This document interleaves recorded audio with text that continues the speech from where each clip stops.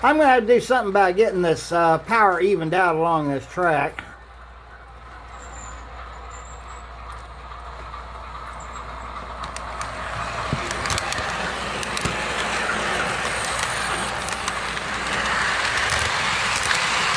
But you notice it comes through a lot smoother now. I had to raise one side of the underbridge there. That's the boards holding up the bridge.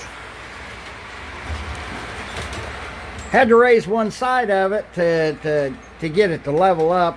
And then it leveled up that that joint right there. And then now you notice you don't have that big jump right there that used to be there, and it doesn't actually fall into the bridge now.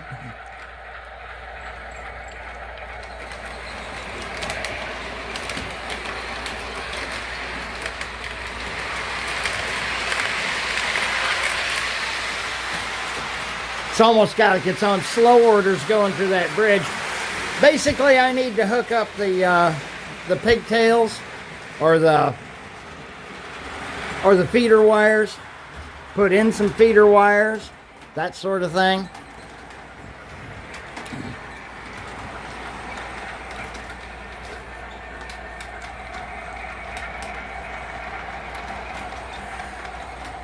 Now on this week's originally I had planned on getting my F unit going so that I could run the passenger cars. Because I wanted to run the passenger cars. I've been wanting to run them. I don't have a decent F unit.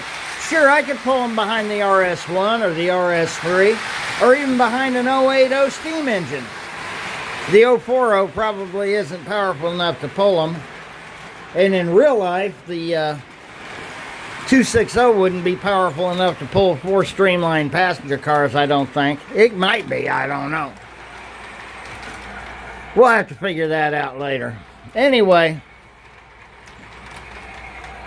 I was planning on getting my F unit running. This one here. Well, unfortunately, it doesn't want to cooperate. Well, did it finally stop dead there? Let's see. Let's give her a little more juice here. There she goes.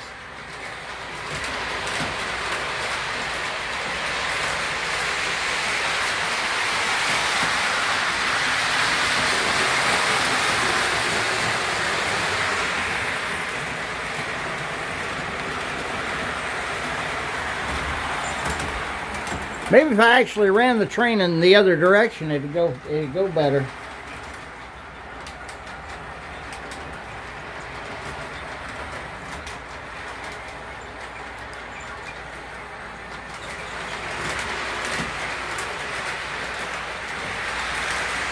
Anyway, things didn't work out. Things didn't work out on trying to get some traction tires on it either. I tried to get me some of that bullfrog snot a while back, and of course Amazon.com messed that up real good because their maps show our house in the middle of the street. Our house is actually the first house on the street. Well, the first house on one side of the street. And they never got it delivered to me. You know, look at the house numbers, you might know where it's supposed to go. Duh. Yeah. But then again, what do you expect for Google Maps? Anyway, I went and I had picked up some of this liquid tape at Harbor Freight. It's about 12 bucks, and it did work a little. I'm not going to say it doesn't work. Nice thing about that is it dries up pretty quick as you're spinning the wheels on the locomotive. I thought maybe that was the problem, but no, it's still getting stuck in the neutral position. When it hits a certain part of the track, it just stops dead and then it stays in neutral.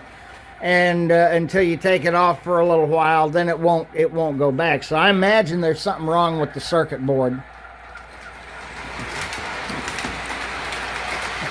See, that's the problem with trying to fix cheap electronics in with high-end maintenance or high-end motors and gears, the mechanical stuff. It doesn't work. And that was 1980s vintage. I guess I can't complain. That's a 1980s vintage locomotive.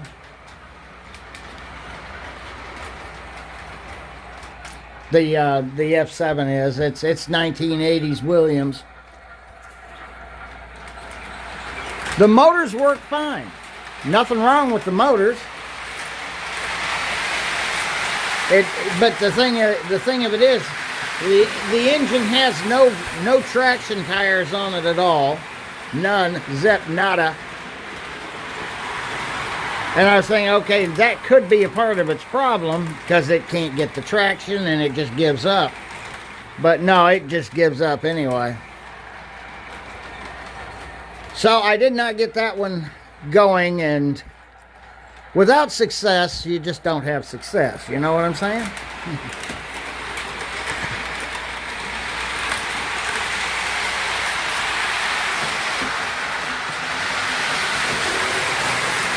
So I've got to find me another F unit. Now the cars are Santa Fe. I'd like to get a War Bonnet AB set if I can find one, but finding them is near impossible. I do not want the Line L. I do not like Line L. Never cared for the Line L F3 post-war. Now I'm not saying Line L hasn't come out with decent F units, because they certainly have. Their Legacy F units and their TMCC F units are beautiful. They did a nice job on those. But I would not put that 1950s era Line L F3 anywhere near my tracks. Of course, I said I wouldn't ever put those Alcos either, but I've got them. And it pulled the train. I wasn't pleased with it because I'm not pleased with those engines. I wasn't pleased with those engines. And was not intending to buy them.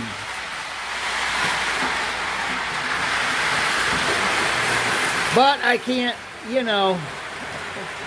my wife is a good wife. Let's just leave it at that.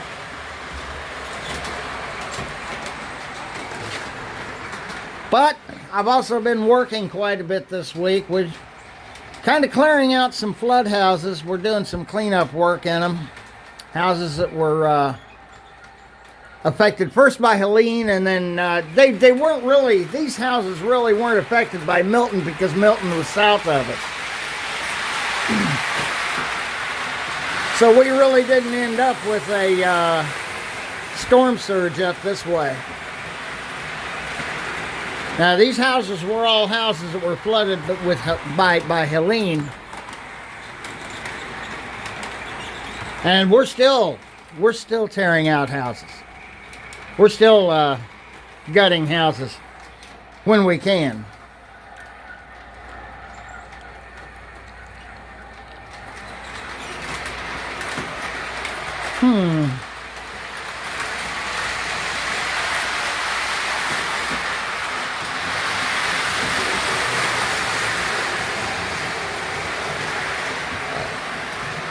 And so I have not had as much time to make videos this week.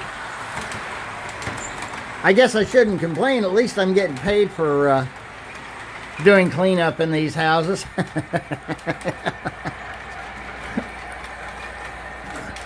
And I've been working lately with a pretty decent group of guys and girls, or guys this week. We had a girl last week, but she was only there like one day.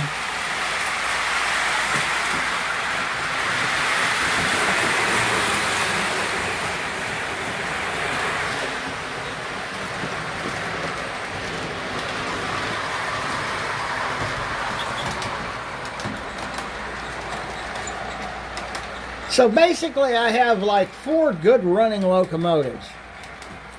I have my New York Central 080, which is a great locomotive. I love that one. That one's got the full valve gear and everything. I've got my RS3, which is an MTH. I've got my RS1 that you're watching today, which is an MTH. I've got my Lionel 040, but it wouldn't pull but maybe 2 or 3 of those cars.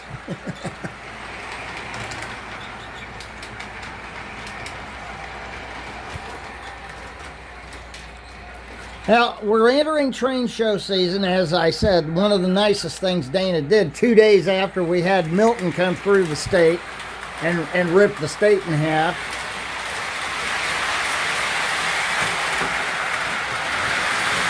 We ended up with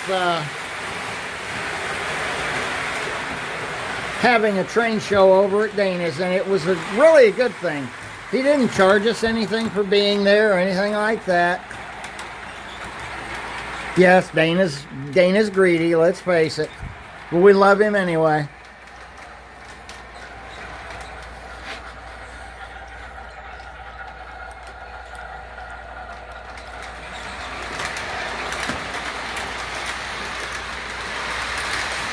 But such is life. So I don't know when I'll be getting back to making other videos other than the Withlacoochee River report like what you're saying here. I did get a little bit of... now, you might be asking, well, are we finding anything?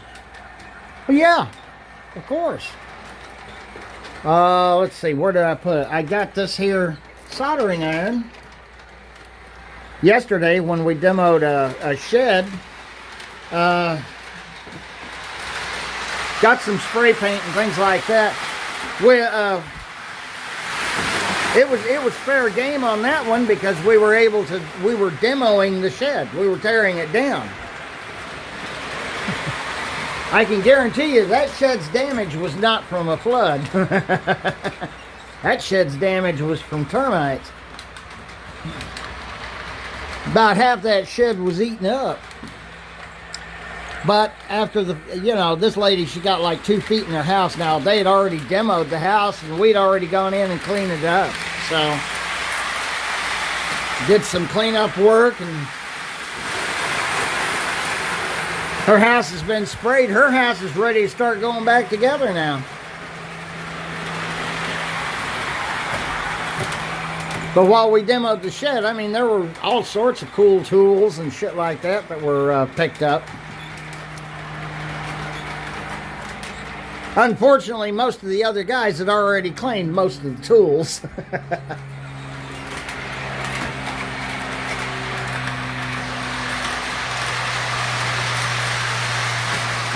There was a nice grinder and vise. Now, I have both a grinder and a vise in here, so I don't need to worry about those things. The guy, I guess, when he was alive, because we're doing this work for his widow, he was a TV repairman.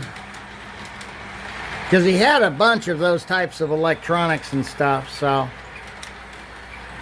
And that's where I got the soldering iron. And it's a good working one too. It's a good old Weller. Okay. I'm going to quit torturing you with my one train that's running today.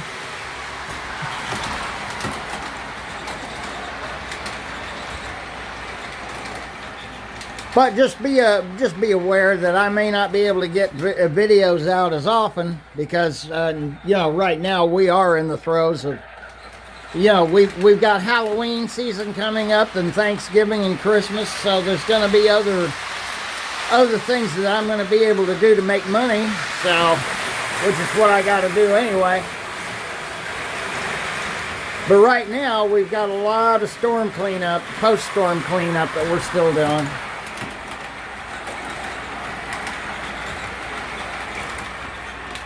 Oh, and by the way, get out and vote, okay? It's important that you get out and vote. It really is. It's really a very important election. If you don't get out and vote, I'm going to call you a Kamala supporter. Till next time, happy railroading.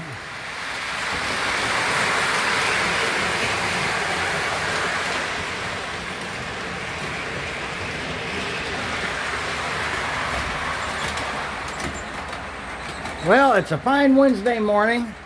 We completely missed doing the Monday night maintenance this week.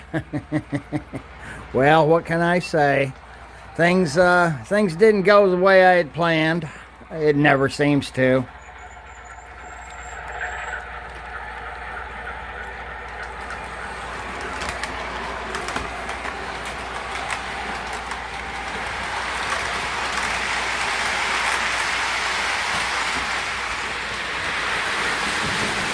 So let's get through the introduction. We'll come back and talk about it.